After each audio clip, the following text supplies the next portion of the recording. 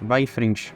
Continue fazendo o que te dá prazer. Continue gastando o seu tempo. Continue aí sentado de barriga para cima, esperando algo acontecer. Continue esperando um milagre cair diante a você. Saiba que isso nunca vai acontecer. Me desculpa, minha criança, mas essa é a verdade absoluta do mundo real. Saiba que atualmente, no mundo em que você vive, está passando por uma transição tecnológica. Se você não souber se adaptar, você vai acabar se matando.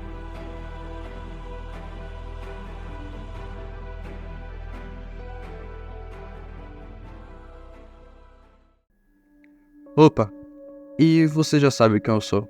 E o que seria a verdade absoluta? É aquela que é a verdade todo o tempo, em todos os lugares. Como você não consegue viver no passado e no futuro ao mesmo tempo? Isso é uma verdade absoluta, sem nenhum tipo de justificativa. Ou melhor, a gente precisa de ar para viver. É um exemplo de verdade absoluta sem nenhum tipo de questionamento. Até porque é absoluta. Mas, para algo ser considerado uma verdade, a gente precisa saber o que faz ela exatamente ser uma verdade. Como, por que a gente é Homo sapiens sapiens? Pelo simples motivo de que a sua característica mais marcante é o cérebro desenvolvido. E por que eu puxei esse assunto para começar o vídeo? Somente para dar um exemplo de verdade absoluta. Em um vídeo meu falando sobre dopamina, eu havia dito que a nossa geração está praticamente perdida diante das coisas tecnológicas do dia de hoje, que está atrasando de certa forma o nosso desenvolvimento como pessoa. Eu também citei a questão de continuar fazendo aquilo que te prejudica e você continuar fazendo o mesmo que te doa por dentro, independente. Eu fiz uma pesquisa mais aprofundada na questão da dopamina e esse neurotransmissor é mais complexo do que aparenta. Nessa pesquisa, alguns cientistas pegaram 2 cobaias. O primeiro teste seria com um humano, conhecido como paciente B19. Na descrição desse paciente estava falando que ele era infeliz por ter sido expulso do exército americano pelo simples motivo de ser homossexual. E também era usuário de drogas. A primeira coisa que eles fizeram foi colocar eletrodos onde eles pensaram que seria a parte do cérebro onde era o centro do prazer. Um adendo, essa pesquisa foi feita em 1970, se eu não me engano. O B19 podia ativar esses eletrodos por meio de um botão. Ele apertava esse botão e ele sentia prazer. Só que ele apertava esse botão seguidamente, mais de 1000 vezes por sessão. Isso fazia ele ficar muito excitado sexualmente. Depois foi retirado os eletrodos dele, mas por algum motivo ele reclamava. E quando foi questionado quais eram as sensações, ele simplesmente disse que não se sentia bem. Ele não parecia gostar nem um pouco do que ele estava sentindo. Mas, pensando por um lado, não faz sentido, porque ele vai se sentir mal com algo que te dá prazer? Não faz sentido? O que então fez o B19 continuar apertando o botão? E, mais ainda, por que ele reclamou quando os eletrodos foram removidos? Mesmo ele não gostando da sensação, ele também não deixou de apertar o botão. Não tá fazendo sentido, tá realmente parecendo uma contradição. Bom, naquela época não tinha uma diferença clara de gostar e de querer. Pareciam palavras sobre o mesmo fenômeno.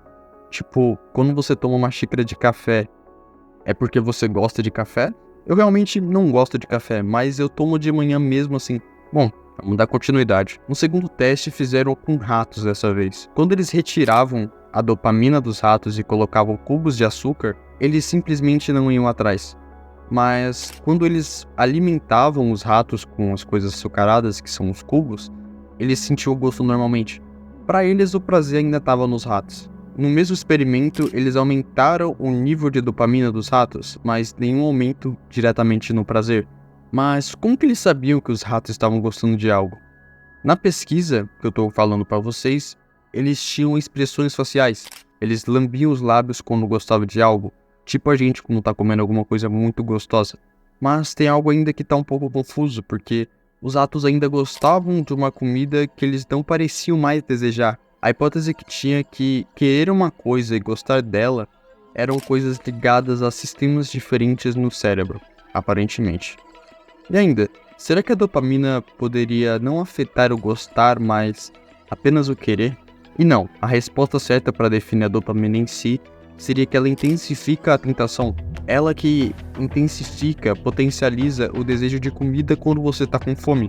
E também leva a pensar que você deseja café de manhã, mas você não deseja café à tarde. Agora que sabemos a real definição da dopamina, sabemos que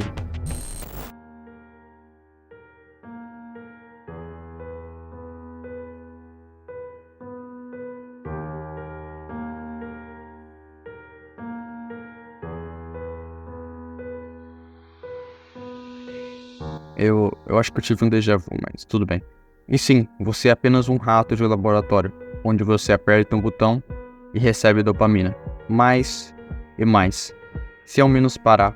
Aí então você para e vem uma sensação de abstinência. E o que você faz? Você volta a fazer aquilo que você acha que depende para tudo. Sim, você ainda é um rato, se limitando a um único caminho onde eles querem que você continue. Quanto mais você passa esses vídeos, mais você percebe o quão você decaiu e não tem como voltar depois. Sei disso por experiência própria. Eu não tô dizendo para você ser Sigma ou comprar o curso do Thiago Finch. Só tô dizendo que no final, quando você perceber, vai cair um peso tão grande que você acabe não aguentando. A dor da verdade dói muito. Você continuar fazendo essas coisas e saber que não vai ganhar nada com isso é tão verdade do que você pensar que vai ficar milionário amanhã. Pensando dessa forma, que a dopamina seria algo para intensificar aquilo de prazer, vamos aplicar essas coisas em acontecimentos do dia a dia, como comer besteira, mexer no celular, pornografia, estímulos não saudáveis, entre outras coisas. Essa seria um exemplo de verdade absoluta também. Você, em mais um dia normal, passando os vídeos no Reels ou no TikTok, vê algo que desperta alguma coisa em você. Pensamentos e mais pensamentos passando pela sua mente de quando você se sentiu bem em fazer aquilo. Dopamina. É exatamente desse jeito que as coisas funcionam, tanto para outros casos também. Em outras palavras, você está sendo escravo da sua própria mente. Quando você falha em algo, você se coloca para baixo automaticamente, dizendo de como você não consegue fazer aquela coisa simples no seu dia a dia. E saiba que é mais normal do que você imagina. O nosso cérebro seria representado como uma criança mimada, onde ela quer atenção a qualquer custo, independente. Quando as coisas se tornam mais complicadas, mais estressantes, você procrastina. A nossa mente simplesmente faz um cálculo para saber o quanto de esforço vai ser gasto naquela determinada coisa. Sendo assim, os pensamentos negativos começam a aparecer. Mas e se a gente deixar um pouco mais simples? Em vez de você ficar gigante quando você começa na academia, pense em somente completar o treino, apenas ir para a academia naquele dia. Se a gente diminuir a dificuldade daquela coisa de uma certa maneira, o cálculo mental de antes vai ser bem mais fácil de se compreender e de se resolver também. Seguindo essa ideia, o nosso cérebro vai começar a entender como que você quer viver. Em alguns dias você vai estar desmotivado para fazer uma caminhada, mas quando você apenas coloca o tênis, aquela barreira de resistência parece se quebrar por completo. A questão de se preparar já faz com que a resistência diminua diante daquilo. Em poucos dias você vai parar de se tornar um escravo da sua mente. As doses de dopamina que foram adiadas aparentam ser bem mais duradouras do que aquilo que você fazia. Você sabe muito bem. Bom, eu sei que eu demorei para postar vídeo, mas eu tô aqui novamente. Eu tenho uns projetos aí e eu espero que sejam bem recebidos por vocês. Eu vou estar fazendo alguns posts na barra comunidade, então fiquem alerta. Esse vídeo em específico já reforça um outro vídeo que eu havia feito sobre dopamina também, mas esse aqui ficou bem mais explicativo, e eu espero que vocês tenham entendido tudo que eu falei. Qualquer coisa, os comentários estão aí para tirar suas dúvidas. Bom, saudade de falar isso, cara. É isso.